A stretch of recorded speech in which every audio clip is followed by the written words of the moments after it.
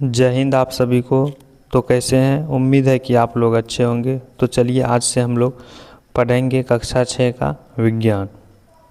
तो इसमें से हमारा पहला अध्याय है पौधों के भाग और कार्य। तो इसी के बारे में हम विस्तार पूर्वक जानने का प्रयास करेंगे। तो इसका पहला टॉपिक जो है वो है जड़ का परिचय। तो जड़ का परिचय के बारे में जानने से पहले हम पहले पार्ट्स ऑफ प्लांट के बारे में अच्छी तरह से जानकारी कर लेंगे। पार्ट्स ऑफ प्लांट यानी कि पेड़ पौधे के अंग, जैसे हमारे शरीर के अंग होते हैं वैसे ही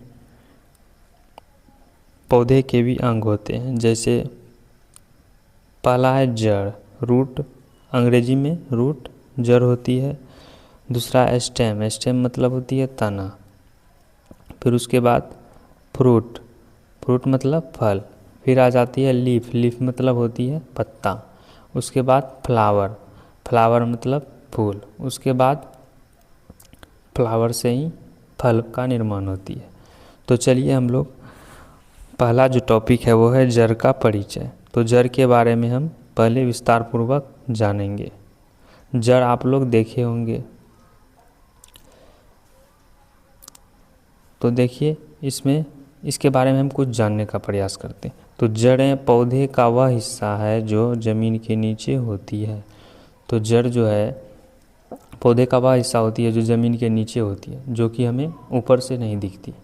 जब हम लोग कोई छोटे पौधे को अगर मिट्टी से निकालते हैं तो उसमें से हमें जड़ दिखाई देती है, और यह पौधे को मिट्टी में मजबूती से पकड़ कर रखती है। जड़ जो होती है पौधे को मिट्टी में मजबूती से पकड़ कर रखती है। फिर है जड़ें मिट्टी से पानी और खनिज सोखती है। जैसे हम लोग जिंदा रहने के लिए जल और भोजन की ज़रूरत होती है, उसी तरह पौधे को भी ये सब ज़रूर होती है, ज़रूर है। तो जड़ें मिट्टी से पानी और खनिज सोखती है।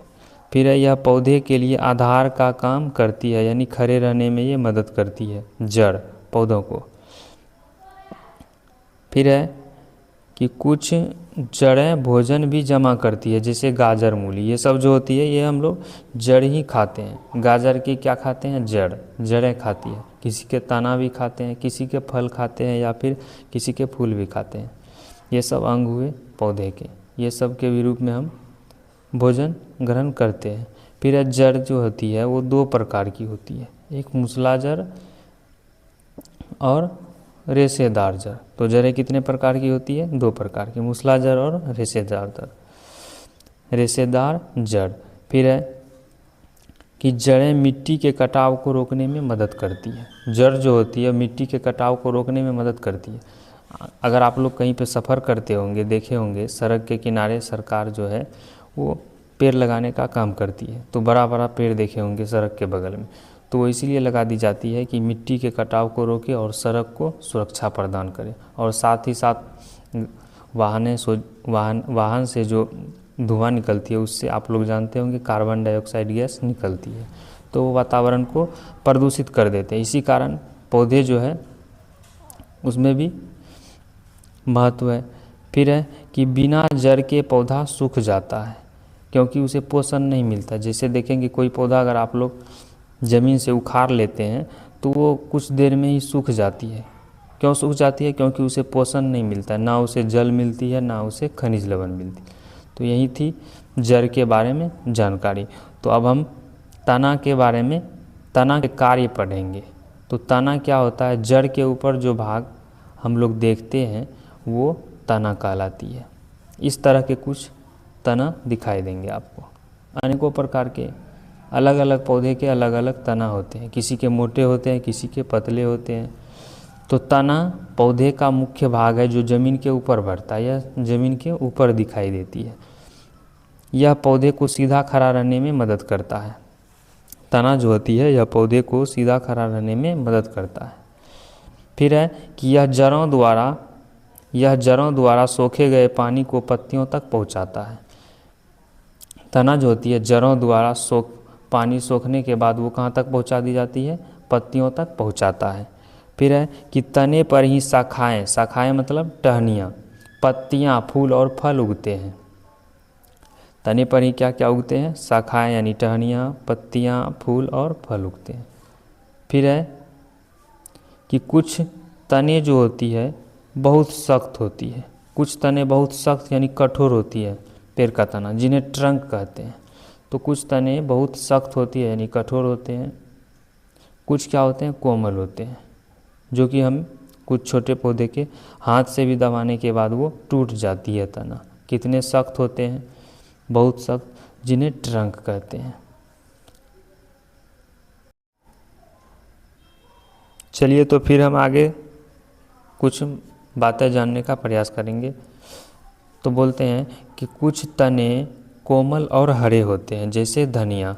धनिया के पौधे आप लोग देखे होंगे, इसकी हम लोग सब्जी में भी यूज करते हैं और चटनी बोलते हैं, हाँ, उसके भी रूप, भोजन के रूप में हम लोग ग्रहण करते हैं। तो उसके जो तने होते हैं वो कोमल भी होते हैं और हरे भी होते हैं।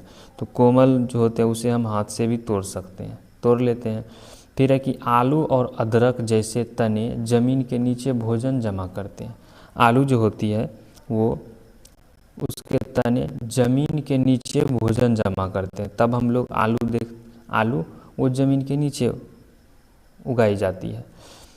फिर है कि तना सूर्य की रोशनी की दिशा में बढ़ता है। तना जो होती है वो सूर्य की रोशनी की दिशा में बढ़ता है। जहाँ पे देखे होंगे एक से अधिक अनेकों पेड़ पौधे होते हैं, वहाँ पे कुछ पौधे जो बीच में होते हैं वो टेढ़े मेढ़े हो जाते हैं, सीधी नहीं होती है। जैसे में आप लोग बाँस देखे होंगे, बाँस जो होती है वो बीच में जो होती है वो टेढ़े मेढ़े हो जाते हैं, क्योंकि वहाँ पे सूर्य की रोशनी सही से नहीं पहुँचती। तो वो सूर्य की रोशनी ग्रहण करने के लिए वो सूर्य की दिशा में अग्रसित होते हैं, यानी आने की कोशिश करते हैं, इसीलिए वो टेढ़ी मेढ़ी हो जाती है। इसीलिए तना जो है सूर्य की रोशनी की दिशा में बढ़ता है। बस इतना ही आज हम लोग जाने तना के कार्य। और तो आज हम लोग इस वीडियो में जाने तना के कार्य और जड़ का परिचय। अगले भाग के वीडियो में हम लोग जानेंगे पत्तियों के बारे में और फूल के बारे में। तो इतना ही इस वीडियो में।